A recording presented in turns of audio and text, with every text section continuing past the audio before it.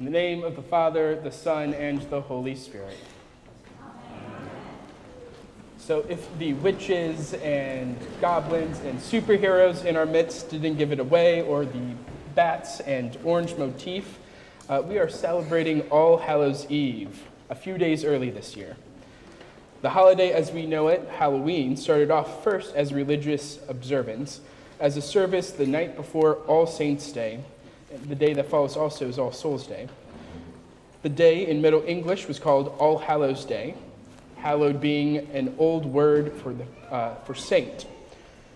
And these holy days started to be observed early in the Christian history at various locations, Europe, Asia Minor, and the Middle East. Multiple cultures around the continent started to influence how we practice this day, though. The Germanic, the Anglo-Saxon, and the Celtic peoples all started to make periods of time to remember their dead loved ones and the great Christian heroes of their new faith.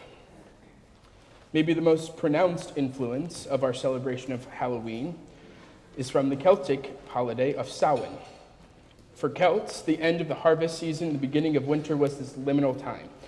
It was a time that they thought the veil between the living and the dead was thin, and they had different traditions to honor this precious time.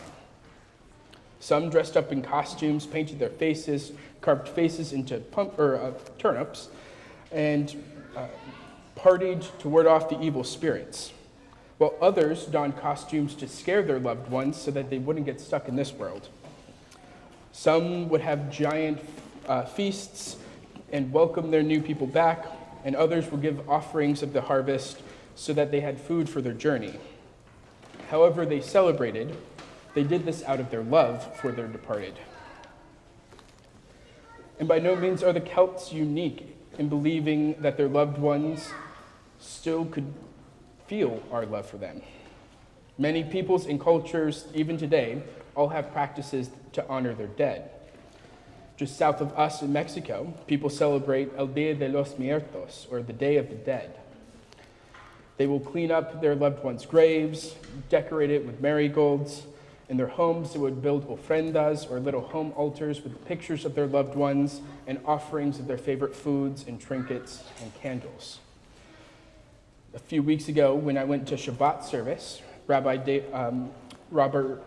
David Daniel Groper mentioned that when someone dies, for a year, they will light a third candle on the Shabbat table as a remembrance of the loved one who's no longer with them. Even here at Christ Church, I see the labor of love for the faithfully departed. Every day as I ride my bike down Boston Post Road and come up the hill to Christ Church, I always notice different little offerings on the columbarium. Flowers, messages, and recently some pumpkins to honor the season. It's honestly one of the humbling things I get to bear witness to every day when I come to work. It's a tangible sign of God's love acting through us and throughout time. In our faith, with its deep belief of resurrected life, All Hallows Eve and the feast days that follow are reminders that our neighbor is not just the people we're sitting next to or just the living, but those who have died as well. In our gospel today, Jesus responds to the question, what is the greatest commandment? And he summarizes the Leviticus reading by saying, love God with all your heart, soul, and mind, and love your neighbor as yourself. On these two hang all the law and the prophets.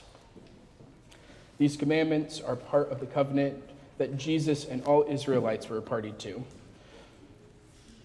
They were part of God's salvation history, and this covenant showed God's faithfulness and love to his people. And as Christians, we believe that this salvation history continued, that through God's incarnation, Jesus' resurrection, and the Holy Spirit's descension, all of this came through God's love. And as a result of that love, we tend to respond to it. But that's not where it all ends. People for 2,000 years have been so moved by this great love of God and have responded to it by loving each other. And on All Hallows Tide, we bear witness to this response of love throughout time. We are a faith that professes that life is not the end.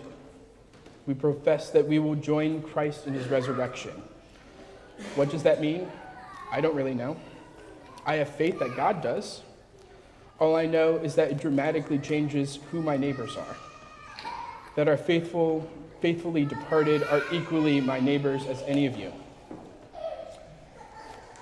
These feasts recognize this fact about our community. It is a time to acknowledge God's love and the love that we all have seen acting throughout all time. And we honor it. We remember the ones who have loved us into this moment and pray for them. And remember that nothing, not even death, can separate us from the love of God.